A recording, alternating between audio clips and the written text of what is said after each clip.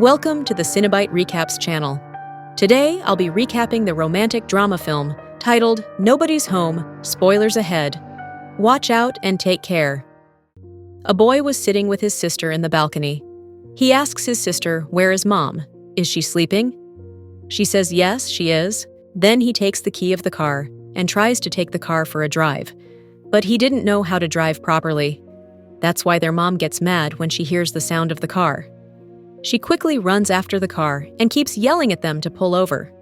When they see she is coming after them, he pulls over and runs away from there because he knew her mom is about to beat him over taking her car.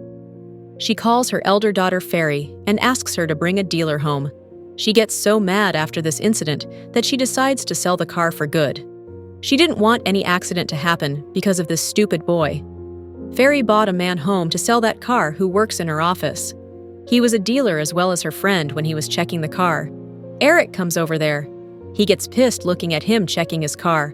He says, "How do you touch my car? Who the hell are you?" Joseph says, "Don't get mad at me. Your mom told me to sell this car.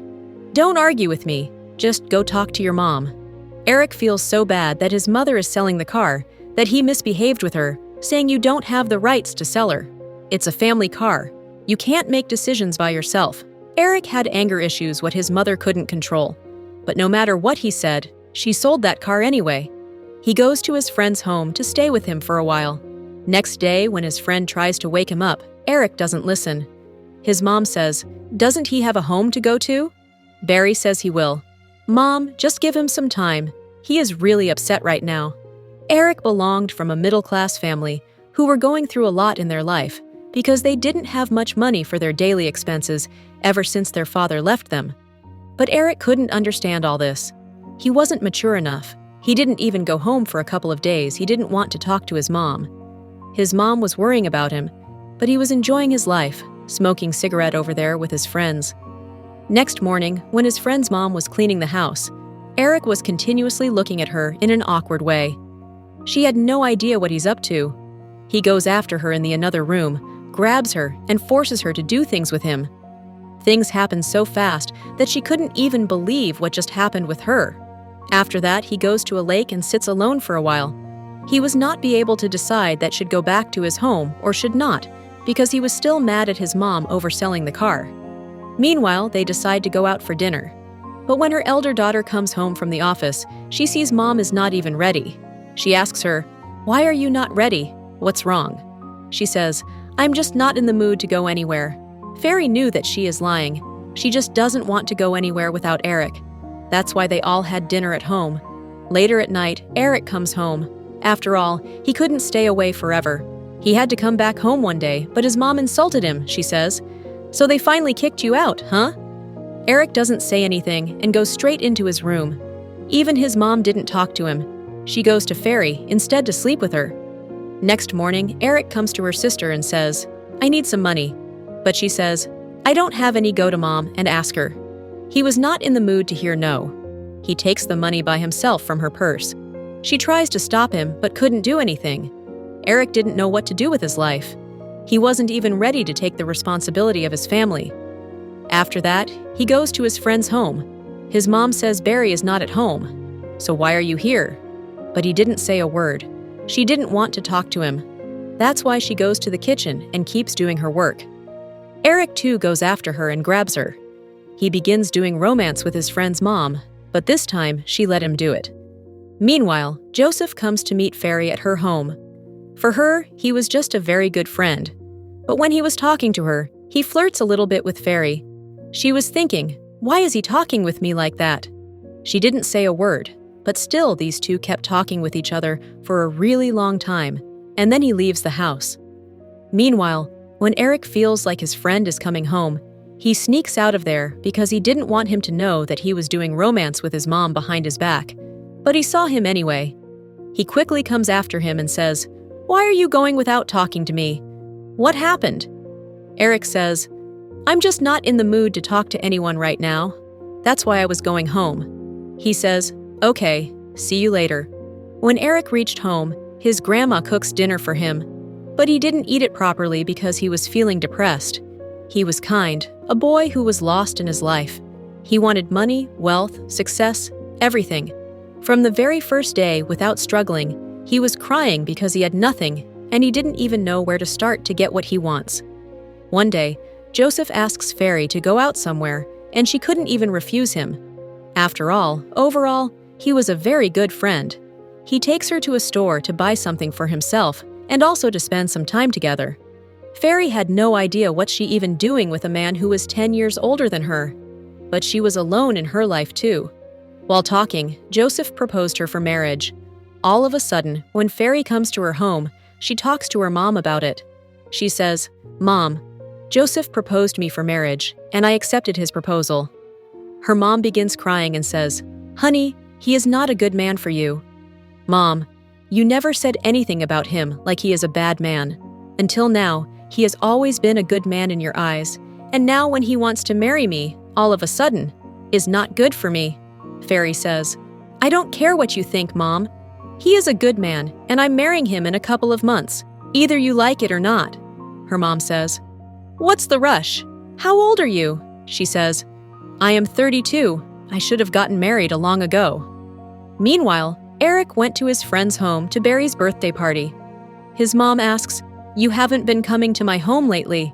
What's wrong? Don't you need me anymore?" He says, "I'm just busy in school, work." But she knew he is lying. She could clearly see he got bored of her. After all, she was just an old woman. Why wouldn't he meet her? When Eric comes back home, he gets to know that his sister is getting married in just 2 months. He gets really mad after hearing this because there was no one in that family who could earn money by himself. Fairy was the only one who was earning. She says to her brother, "You got to be strong, responsible. Once I'm gone, you have to support this family." But her mother says, "Leave it on me.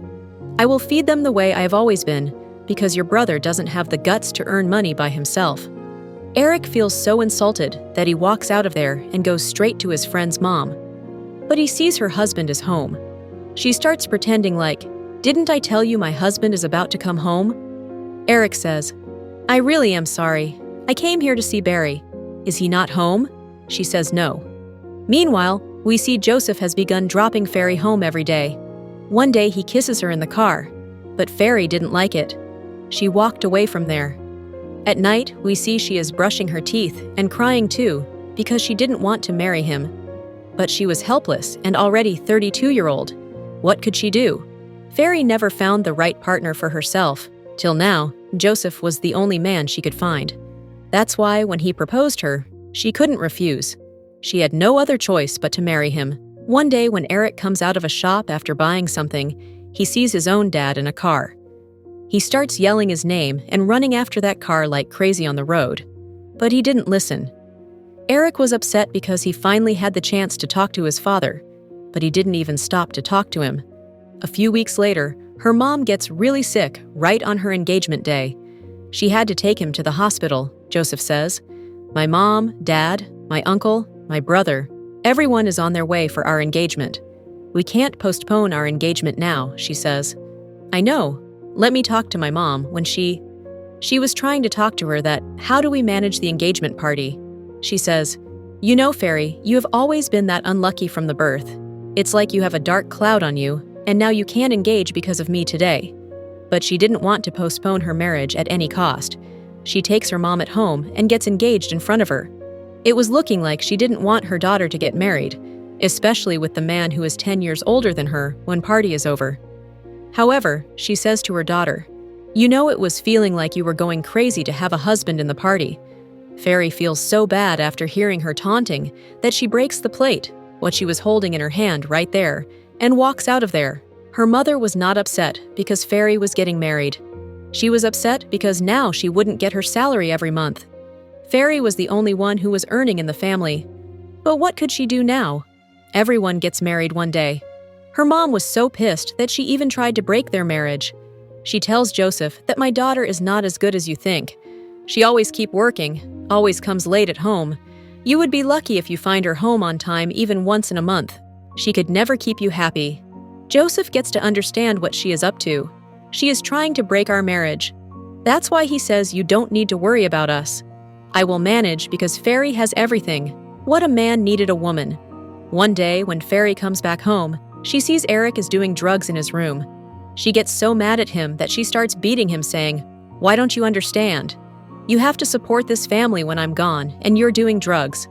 Grow up, Eric. Once I'm married, this family will have no one but you who will take care of them." They both begins crying. After this, the day finally came when she was about to get married. Everybody was celebrating, but her mother was drinking. She never wanted Fairy to get married because of her financial condition. They all were dancing in the party, but Fairy knew how depressed her mother is. Who is going to take care of her family when she's gone? Her mother was crying watching her daughter getting married. So was Fairy, but there are things in the world which are meant to happen one day.